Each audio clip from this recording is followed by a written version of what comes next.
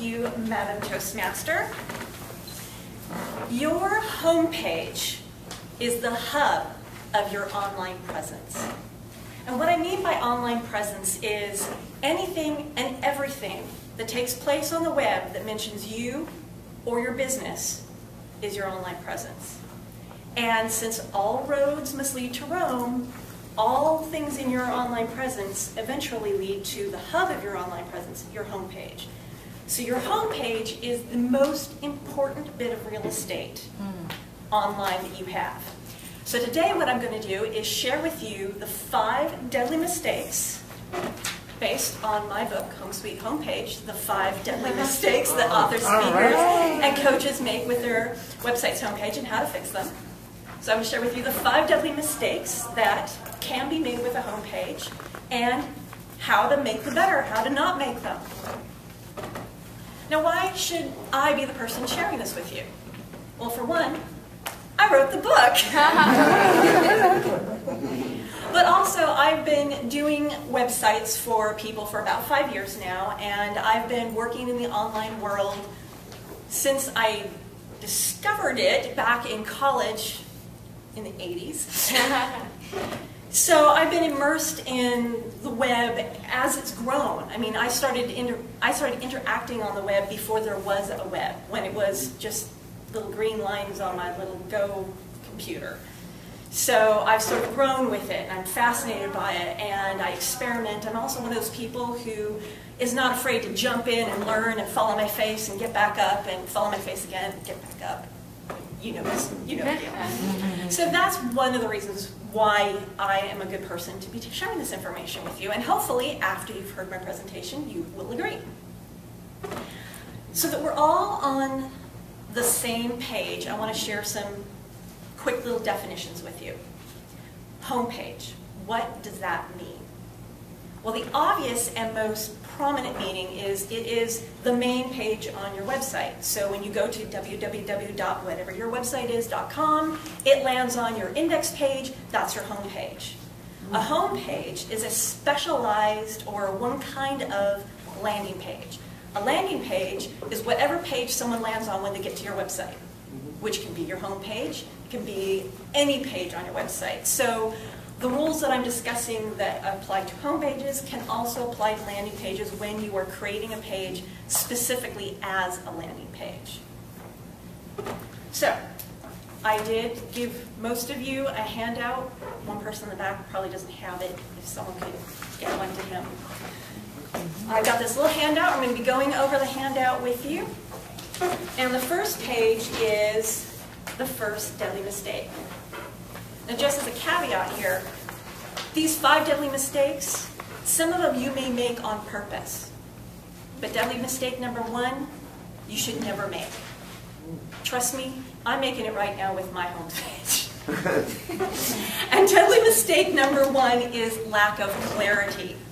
That basically means, do you know what that homepage is supposed to do? Do you know what your website is supposed to do?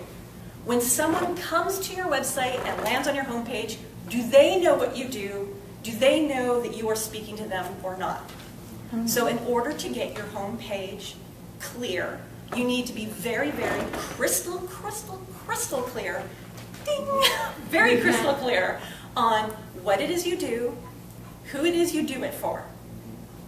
And so your website needs to say, it needs to speak their language. It needs to shout out, I do this for you. And if you aren't part of my target market, you may not be interested, you may move along. But if you are part of my target market, I want you to stay here. And so people who are in your target market, when they get to your website, they should know, yes, this is me, I want to be here. And that leads me to the second deadly mistake. And that is a lack of professionalism.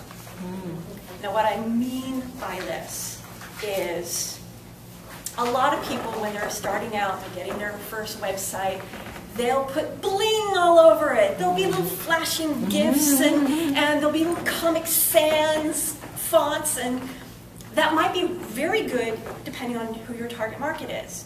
But let's say your target market is professionals. Comic Sans font, which is that sort of cartoony, chalkboardy-like font, not appropriate. It looks like a font that would be good for a children's website. Another thing I see is black background, white font. It looks really cool. Oh, it looks really cool, but it's really, really hard to read.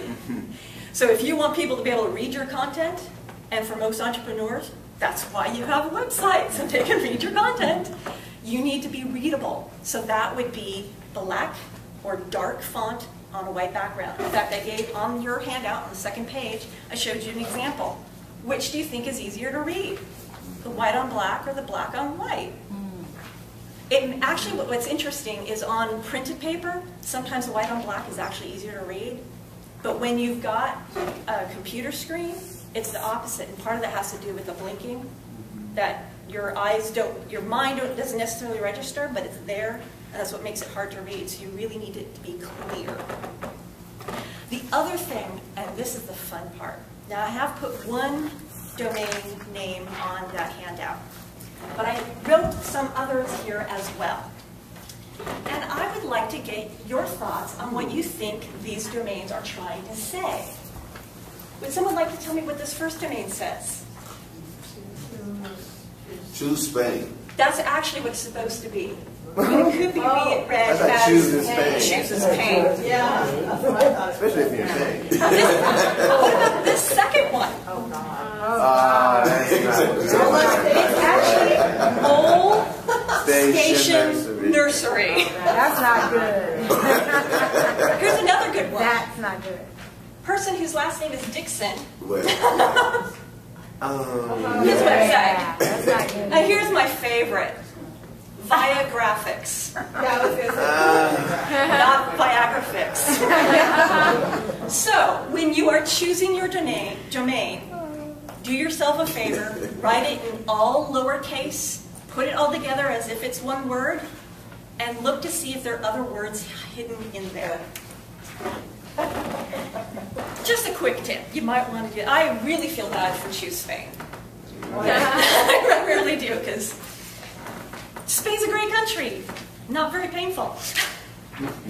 The second deadly mistake is the lack of an invitation to continue the conversation. People are going to land on your website. They may be in research mode. They may not be ready to buy whatever it is you have to offer yet. And they may land on your website and go, wow, this is really cool. I really want to do business with this person, but not right now. And then they flit off. And a week later, a day later, they're like, what was that wonderful website I was on? And all that happened is because you didn't invite them to give you their name and email address. So you need to have an opt-in box. And I have a picture of an opt-in box on the page 3 of the handout. You need to have that on your website. On the home page, even if you can get it on all the pages, just have it there and make it above the fold so that it's one of the first things they see. Now, as a caveat, there may be landing pages where you don't want that. For example, a sales page. Because the purpose of a sales page is to sell something. An opt-in box would distract, and a distracted mind often says no. So this is one of those rules that you can break. But in general, on your home page, you want an opt-in box. Mistake number 3 is lack of a reason to continue the conversation. Once upon a time, you could put an opt-in box that said, join my newsletter! And people go, oh, cool, a newsletter! I'm sure most of the people in this room are not thinking, oh, cool, another newsletter. So what you want to do is have some sort of opt-in bonus, something that says, if you give me your name and email address, I'll give you this really cool thing that is relevant to you. And you want that opt-in box to be sort of a bridge between what you have to offer and who you're offering it to. It's something they want that introduces them to you, gives them a taste, sort of a pink spoon like at the ice cream parlor. Just a taste of what you have to offer, and it also entices them to give them their name and email address. And you want this to be an integral part of your marketing funnel. Your marketing funnel is what pulls them in. Lots of people for free, then they buy some stuff, buy more expensive stuff, more expensive stuff. That's a little bit beyond what I have time for today, but that opt-in needs to be part of that overall marketing funnel. And last but not least, the fifth deadly mistake is bad copy. I have an example here on the handout of 2 ways to say the same thing. Which would you rather read? One big, large clump of text, or that same text broken up into 5 different paragraphs? When you're reading on the web, it needs to be short, pithy. You don't want big blocks of text, or people aren't going to read. You're going to want lots of bullet points, headers, subheaders, and there is some H tags to go into it. Again, in the time allotted, I can't really explain a lot of those things. I did put some notes on the handouts, but since we have a Q&A session after my presentation, feel free to ask me. Overall, again, the 5 deadly mistakes are lack of clarity. So just be clear on what it is you have to offer and who you offer it to. I always get caught on these. The second deadly mistake is lack of professionalism. So make sure that your website looks appropriate to the audience you're speaking to. The third deadly mistake is not inviting them to continue the conversation with you, not having an opt-in box. The fourth is giving them a reason to give you their name and email address in that opt-in box. And the fifth is just bad copy. Make the copy something that they want to read and make it readable. Thank you, and now we can open it to questions.